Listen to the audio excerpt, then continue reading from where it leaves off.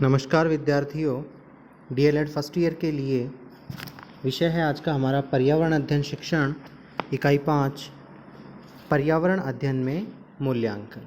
पर्यावरण अध्ययन में मूल्यांकन को समझने के लिए हम पहले आकलन को समझेंगे। आकलन क्या है? देखिए, आकलन जो है उसका मतलब है कि विद्यार्थी जो उपलब्धि प्राप्त करते हैं,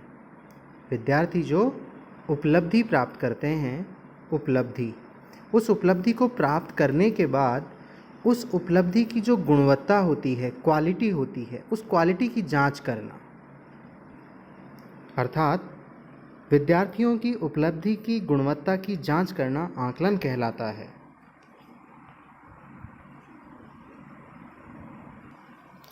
आकलन के माध्यम से ही विद्यार्थियों के अधिगम की जानकारी प्राप्त होती है और विद्यार्थी के अधिगम को और आगे बढ़ाने में सहायता प्राप्त होती है।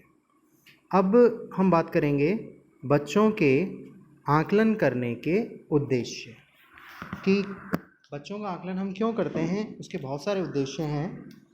सबसे पहला उद्देश्य है हमारा परिवर्तनों का पता लगाना, कि बालक में जो परिवर्तन होते हैं उनका पता लगाया जा सकता है आकलन के माध्यम से, कि कैसे बहुत सारे अलग अलग विषय होते हैं। उन विषयों में एक विशेष समय अवधि के दौरान बालक अधिगम करते करते काफ़ी परिवर्तन प्राप्त कर लेता है। उन परिवर्तनों का पता उस विषय के आकलन या मूल्यांकन के द्वारा लगाया जा सकता है। तो ये आकलन का एक बहुत गहरा उद्देश्य है कि विद्यार्थी जब विकास को प्राप्त करता है, परिवर्तन को प्राप्त करता है, तो उन परिवर्तनों का पता आकलन के माध्यम से ही लगाया जाता है। अगला उद्देश्य है बच्चों में आकलन करने का बालकों की सामान्य एवं विशेष ज़रूरतों की पहचान।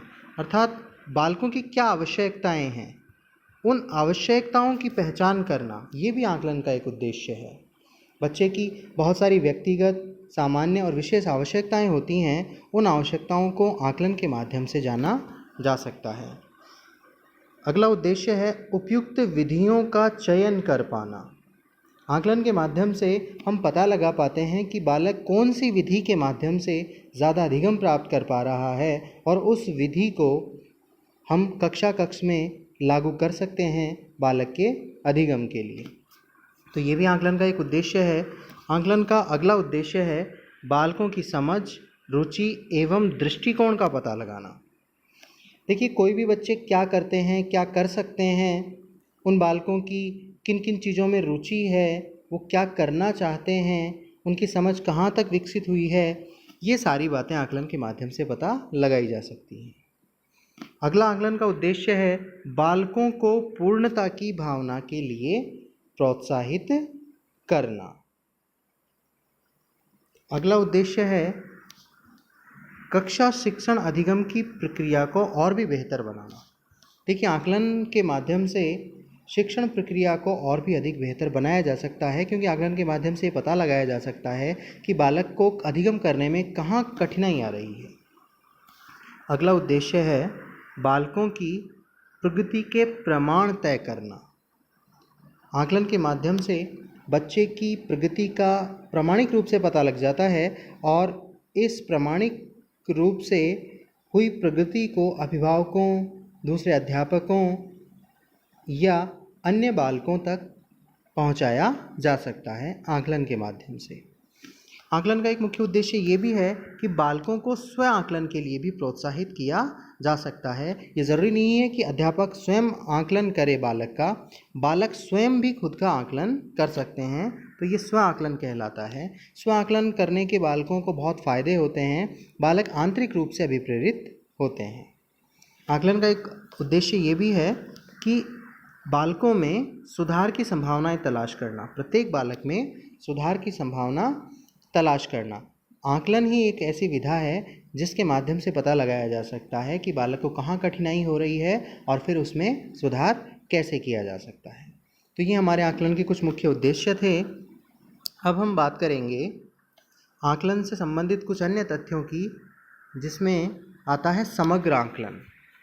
समग्र आकलन अर्थात इंटीग्रेटेड। इंटीग्रेट से मतलब है कि आकलन के अंदर बहुत सारे तथ्य आते हैं, उन सभी तथ्यों को सम्मिलित करके आकलन करना। जैसे उदाहरण के लिए पहला तथ्य है कि आकलन किस बारे में किया जाए, आकलन किस बारे में किया जाए। तो एक महत्वपूर्ण बात है ये कि आकलन किस बारे में किया जाए। देखिए, शिक्षा जो है बच्चे के संपूर्ण विकास से जुड़ी हुई है, जैसे शारीरिक विकास, सामाजिक विकास, भावात्मक विकास, संज्ञानात्मक विकास। ये सभी प्रकार के जो विकास हैं शिक्षा के माध्यम से पूरे किए जाते हैं। इसलिए ये ज़रूरी है कि इन सभी पहलुओं का आकलन किया जाए। तो हमारा टॉपिक क्या है यहाँ पर कि किस बारे में आकलन किया जाए। तो बालक के शारीरिक विकास, सामाजिक विकास, भावात्मक, संज्ञानात्मक सभी पहलुओं का आकलन किया जाना चाहिए। केवल अकादमिक उपलब्धियों का ही नहीं बल्कि अकादमिक उपलब्धियों का भी आकलन किया जाना चाहिए, जो ज़रूरी नहीं है कि हमारे पाठ्यक्रम में जुड़ी हुई हों। इस प्रकार ये बहुत आवश्यक हो जाता है कि विद्यालय के अंदर और विद्यालय के बाहर भी बालक जो गतिविधियां कर रहे हैं उनका शिक्षक आकलन करे। समग्र आकलन में दूसरा हमारा बिंदु आता है कि आकलन कब किया जाए, आकलन का समय व अवधि। आकलन का समय व अवधि, आकलन कब किया जाना चाहिए। देखिए, सीखने के जो परिणाम होते हैं, बालक के अधिगम के जो परिणाम होते हैं, वो बालक के साथ सतत रूप से जुड़े हुए होते हैं। तो आकलन भी सतत रूप से होना चाहिए, अर्थात लगातार आकलन होना चाहिए, सतत आकलन होना चाहिए। अब इस सतत आकलन को दो भागों में बांटा जा सकता है, पहला नियमित आकलन और दूसरा सावधिक आकलन। तो बात करते हैं पहले नियमित आकलन की। नियमित आकलन को हम प्रतिदिन किया जाने वाला आकलन भी कह सकते हैं। तो इसको हम कह सकते हैं प्रतिदिन के आधार पर किया जाने वाला आकलन, प्रतिदिन के आधार पर किया जाने वाला आकलन। तो प्रतिदिन बालक का कक्षा के अंदर और कक्षा कक्ष के बाहर विद्यालय के अंदर सतत आकलन किया जाना चाहिए, जिसमें कोई बहुत ज़्यादा कठिनाई वाली बात नहीं आती है। बालक का सामान्य रूप से शिक्षक को अवलोकन करते रहना चाहिए, और बालक यदि कोई असामान्य हरकत करता है या असामान्य संवेग प्रदर्शित करता है तो शिक्षक को उस ओर अपना ध्यान देना चाहिए। दूसरा है सावधिक आकलन। सावधिक आकलन, सावधिक आकलन से तात्पर्य है एक निश्चित अवधि के बाद किया जाने वाला आकलन, जैसे प्रतिमास या हर महीने किया जाने वाला आकलन। हर महीने या हर दूसरे महीने में एक बार शिक्षक बच्चों के कामों की जांच करे और जो भी सूचनाएं शिक्षक ने इकट्ठी की है उन सभी सूचनाओं पर अपना फीडबैक दे और बच्चों के साथ भी वो सूचनाएं साझा करे। एक बार हम रिवाइज करते हैं आकलन को। आकलन का तात्पर्य है कि विद्यार्थी जो भी उपलब्धि प्राप्त करते हैं उन उपलब्धियों की गुणवत्ता की जांच करना और प्राप्त परिणामों के आधार पर उन उपलब्धियों में सुधार करना आकलन कहलाता है। बच्चों के आकलन करने के बहुत सारे उद्देश्य हमने देखे, जैसे भिन्न भिन्न विषयों का अध्ययन करता है बालक, तो विषयों के अध्ययन के साथ साथ ही बच्चे में परिवर्तन आते जाते हैं, तो उन परिवर्तनों का पता आकलन के माध्यम से लगाया जाता है। बालकों की बहुत सारी ज़रूरतें होती हैं, आवश्यकताएं होती हैं, सामान्य और विशेष आवश्यकताएं हो सकती हैं। बालकों के व्यक्तिगत विभिन्नता के आधार पर अलग अलग आवश्यकताएं हो सकती हैं, तो उन आवश्यकताओं की पहचान आकलन के माध्यम से होती है। और बच्चे को बेहतर अधिगम करवाने के लिए उपयुक्त विधियों का चुनाव करने में भी आकलन मदद करता है। आकलन के माध्यम से हम समझ पाते हैं कि बालक की रुचि और दृष्टिकोण किस तथ्यों में ज़्यादा विकसित हो रहे हैं, अर्थात बालक की रुचि किस में ज़्यादा है, उसकी समझ किस प्रकार से विकसित हो रही है।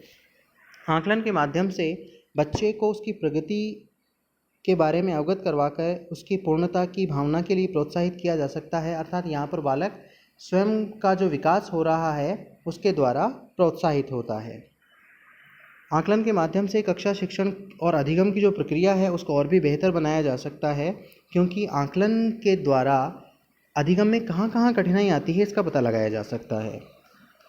बालकों की प्रगति के प्रमाण तय करना, अर्थात आकलन के माध्यम से ये निश्चित हो जाता है कि बालकों की प्रगति कितनी हुई है और कहाँ पे कमियां रही हैं, तो इस प्रगति को हम दूसरों के साथ भी साझा कर सकते हैं। बालकों को स्व आकलन के लिए प्रोत्साहित करना भी आकलन का एक मुख्य उद्देश्य है, कि यदि बालक को पता लगे कि उसका आकलन किया जा रहा है तो उससे पहले वो स्वयं भी अपना आकलन करने लगेगा और अपनी कमियों को दूर कर लेगा। और सबसे अच्छा उद्देश्य ये भी है आकलन का कि प्रत्येक बालक में सुधार की संभावनाएं तलाश करना शिक्षक के द्वारा, अध्यापक के द्वारा। अध्यापक आकलन करता है बालक का और उसमें जहाँ सुधार की गुंजाइश होती है उस सुधार को एक नई दिशा देता है शिक्षक।